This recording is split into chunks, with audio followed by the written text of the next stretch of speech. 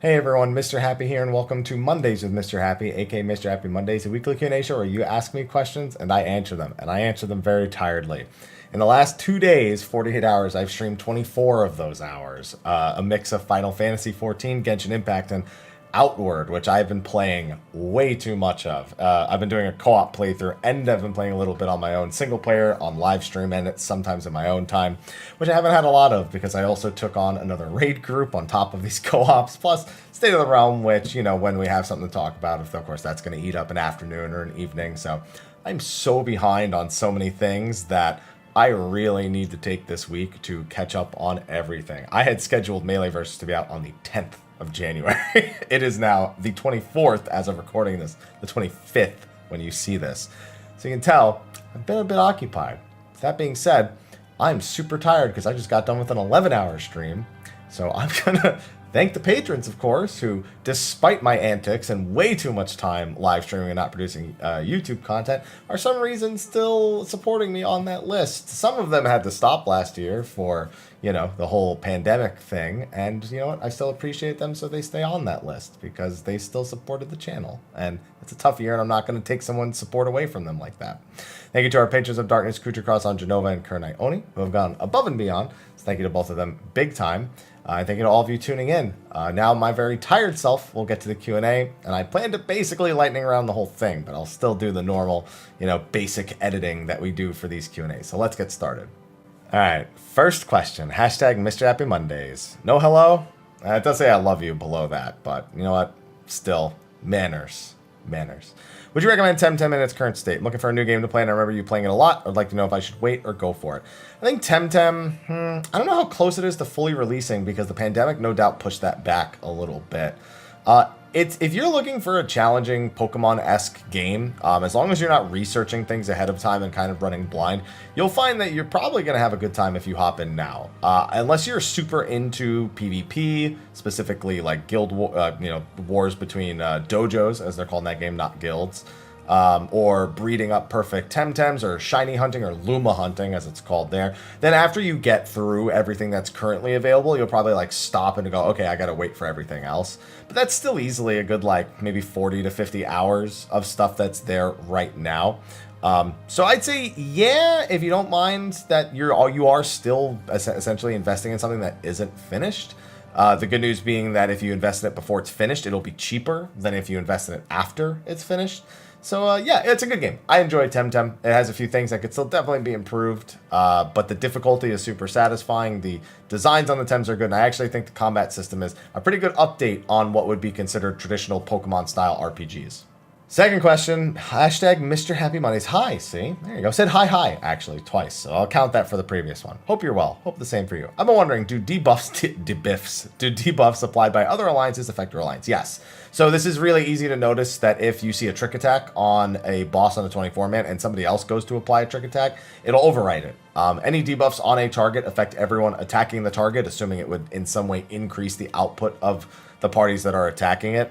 It's only buffs and like heals and stuff like that that only directly reach within your own alliance. So you can't Medica to another alliance and have it work. I think you might be able to cure 3 somebody in another alliance and have it work, though. I've never actually tried to do something like that because it's a targeted heal. So I don't know if that actually ends up working. But either way, just like non-targeted AoEs on your own alliance are the only things that won't work. But debuffs applied on the boss, yeah, those will affect everyone all the same. Hashtag Mrhappy Mondays. Howdy haps, how you doing today? Tired and hungry, because I haven't eaten yet. Since you are not heavy into the Ishgard restoration, want to know if you at least heard about the jumping puzzle. Yes, I did hear about this. I actually was talking about it today. But I haven't actually done it yet or watched it yet or anything like that. But I'm always glad to see more jump puzzles, so I need to head on over there and give it a peek-see, because that's always a good time. Hashtag Mrhappy Mondays. Hey, Happy. Hope you're doing well. Hope the same for you. It's something I need to work on, but I find myself spacing out a lot during Savage or Extreme and just don't see the cast bar. What would you think of something like an option in your HUD to separate and resize boss cast bars from the health bar? I'm pretty sure that's there. I don't use it, but I'm almost certain you can do this. You can separate the cast bar. In fact, I am positive that you can do that. This option definitely exists. I don't use it. Somebody tell them where it is. I don't remember. Positive this is an option. Hashtag Mr. Happy Mondays. Hi, Haps. Hope you and yours are doing well. Thank you. How would you feel about range attacks used by tanks and melee DPS not breaking combos anymore in the vein of Burst Strike and Blood Spiller, where the next combo action keeps its proc? I'm kind of indifferent about it. One of the big things about when you are playing melee is trying to optimize that uptime, but then it does feel really weird to even have a ranged attack in the first place. It's something that's like, you think, oh, for Palace of the Dead and Heaven on High, but it breaking the combo just seems counterintuitive unless you have a ranged combo, which, I don't think they're going to add a combo action to Piercing Talon. And I don't know, I'm indifferent. I would be fine either way whether or not they did. It would at least give more purpose to the button, but I do think that there is a good amount of skill that is invested in to encourage people to work on uptime and not rely on those tools, because if they were to make them do that, there's be a lot of players that instead of actually working on improving their performance, that sometimes they'll just go away and just do ranged attacks and just spam them because, I'll just do my combo when I get back into melee. So that's why I'm a little apprehensive about it, but I'd be okay either way as long as I'm focusing on my gameplay and I know not to do that unless it's like absolutely necessary. Then that would be all that really matters to me. Hashtag Mr. Happy Mondays. Hello, Haps. Hope you're having a wonderful what? We'll never know. And that Aloha is still a good Chungus that he is. He's a Chungus, all right. I cleared E12 a week and a half ago with a static because fuck Party Finder. True that. I love this tier a hell of a lot more than Eaton's verse. I hear that too. To the questions, how do you feel about Happy Brambles considering that people attach the strat to you before you even made the guide? I'm overall content with Happy Brambles. I liked it a lot better than what I was seeing elsewhere at the time. Now, obviously, as weeks go on, people start to develop things that are more friendly for more roles, like casters. Now, I've had some casters say they don't mind saving a few instant casts there and using them for movement, and they don't have issues with anti-air or wide angle. I'm like, cool. But that's not the experience of a lot of other people. So our group, we don't use Happy Brambles anymore. And also, just to be clear, I didn't come up with the seed placement for Brambles. All I did in my static was note that we could put all the tanks and healers on one side and all the DPS on the other, because that's who was being tethered. And then we knew it was easy to control the mechanic from there. The seed placement was done by a different raid member. And like you said, before I even released a guide, it was circulating through Party Finder. I wasn't trying to push this as an optimal strat, even if I did like it. I've had people send me tells randomly, be like, your strat is cancer and I hate you for it. And I'm like, I'll just reply and I'll be like, sounds like a caster problem, smiley face, and then I'll just block them. Because I'm like, oh god, I want them to be seething. If it upsets them that much, I want them to be seething. little vindictive, but I mean, if somebody's gonna come out of their way and do that to me at 8 in the morning, it's like, all right, well, that means it actually genuinely upsets them, and I kind of have a little bit of joy about that. A little bit deep inside, I'm like, oh, a little vindictive, little joy, but it's okay. We use a completely different Bramble placement in our weekly clears now, though. Something that's a little more friendly for casters and actually pretty good for everybody overall. It's only a little weird for maybe like 1 or 2 people, depending on the positioning of anti-air and wide angle, but it's otherwise way better on average for most things. But either way, it could have been worse. It could have been a worse thing to have in the Party Finder than Happy Brambles. We could have just had a worse strat, and then it would have been way worse to have my name attached to it. 2, do you think E12 door boss will be the new standard for door bosses? I don't think we can ever say there's a standard. People can say that it sets the bar, but you can't set a standard. Because people will always hold expectations. Like, it's kind of like how people held first boss fights to the standard of 09 with Chaos. He's not like exemplary by any manners, but he's definitely the best of the door bosses from the Stormblood era. So he becomes kind of the golden standard of first bosses, but he can't be the standard. It just has to be, that's how that tier turned out. I still am not a huge fan of the door boss idea. I think it definitely needs to be used very sparingly. Because I'd rather have a 13-14 minute fight than 2 8 to 8.5 minute fights, or 8.5 to 9 minute fights. That's just me personally, though.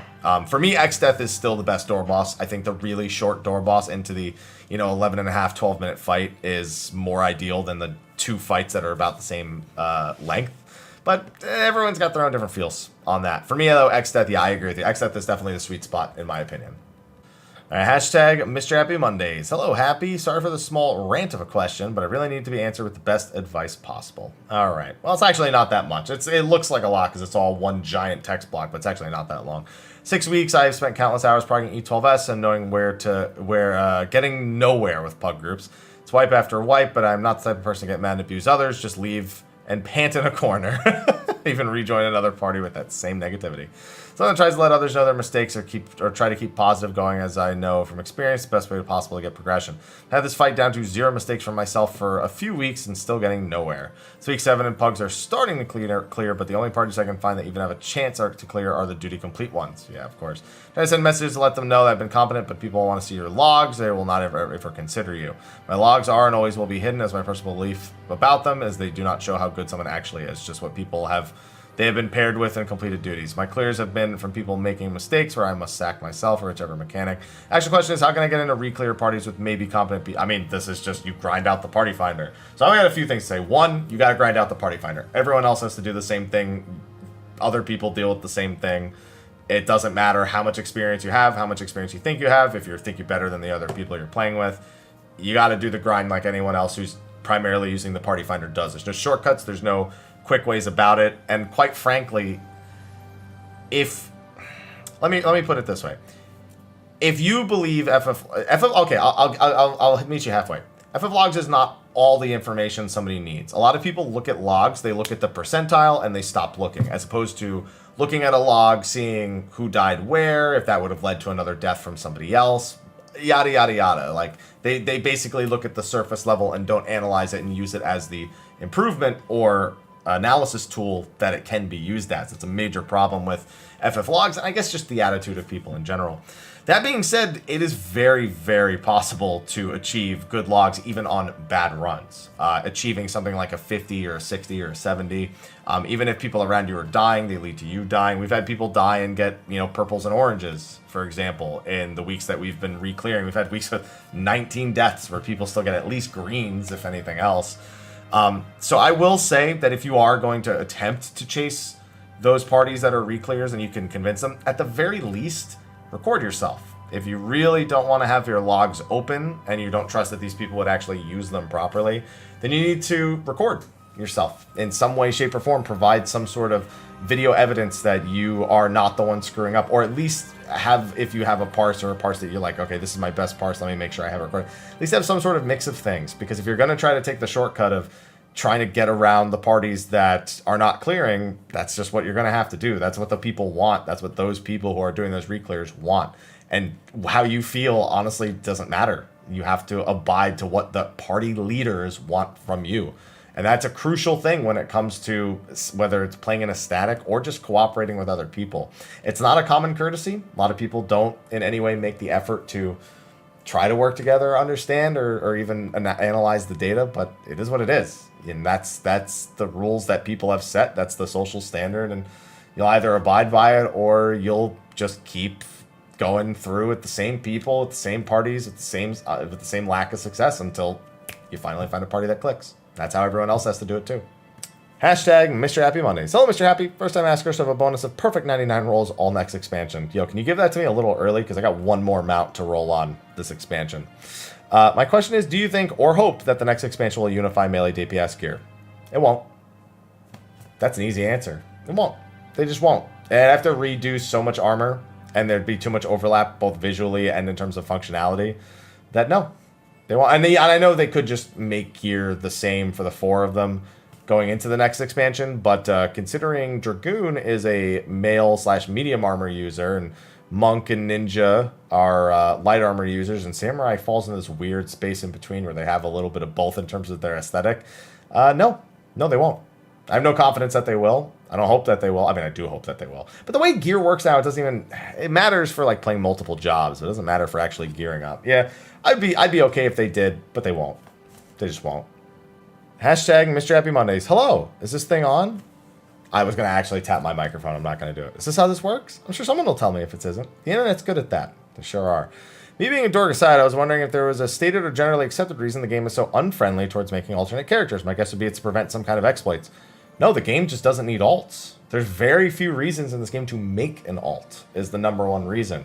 So it's not even about being unfriendly to making alts. It's so friendly to not needing alts. Now, of course, if I need an alt because I raid on 2 different data centers, I raid on Primal, I raid on Ether, I have no choice if I want to do that. I have to make a second character. As for me, especially, the fact that most reasons you'd want to make an alt in other games are non-factors in 14. Yeah, you can make I don't know why they have an option to make so many alts, but they do. But yeah, it's just not even unfriendly. It's just friendly to not needing one. That they just don't even like consider it when they design things. Just like, we don't care. You make a second character. What do you need a second character for? It's such a fringe case that they're like, just buy a skip potion, you'll be alright. Follow-up question, since pretty much only role players are going to want to make alt. Well, that's also not true, but that is one of the reasons you could do it.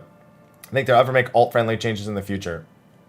No, again, the game's just not designed around that. It's not really their prerogative to make it easier for role players in particular, because then the only way to do that is to make it easier for everybody, and that doesn't realistically the reasons why people create alts. If they had a cross data center party finder at any point, that eliminates a lot of people's reasons to have alts, except for role players. And adjusting the role player reason would just make it easier for the other people to make alts, which that's something that's so not a priority for them that I don't think they'll ever really make a change that's focused around alts in a game where it's generally not encouraged. Alright, so there's plenty of comments about last week's, and there's even some people who managed to cover answering certain questions in their replies, and I don't really have too much to add to it. So we're just going to do a quick lightning round. Somebody said, sucks that Outward sucked you. No, it doesn't suck, because Outward's a lot of fun. My schedule has been all wonky trying to keep up. In fact, my co-op friend is doing single player right now, and I'm like, should I log in and do that? No, I got to do my Q&A first. And I got to eat, too. What else do we have? There's definitely at least one other one where I said I would just... Oh, somebody asked me if I went and ate. Well, I did, and I still am skipping, so yes, but I'll take care of that after. And I'm good. I don't know what I'm even going to have for dinner. I got food, though. I cooked up 2.5 pounds of steak, so I portioned that up, cooked that up. That's good. That's lunch for a week. I cooked up some barbecue chicken this morning. I've got some broccoli in there. I've got some rice. I got stuff in there. And what would you do if you chose your own Signs of the Seventh Dawn group? I'm not into anime enough to answer that to have an answer for that question. I don't ever think of games like that. I got my 4 horsemen. I got me, Mary, Ethos, and Sly. That's all I need. Just need the boys back in town. Got a lot of comments about the ping. There's one person who said they had 2 questions, and then they asked 6 questions. And I'm just like, I can't do this. Let me see if I can do it real quick. Garleans are just a retooled Hure and or Elzen. I forget what the model is, so they're not really a race. And no, they already said we're not getting any new races. What's easier, Savage or Extremes? Extremes are easier. I didn't play the old game. They removed some rollout. Yeah, they've made all sorts of job changes over the years. Any snipery kind of job? No.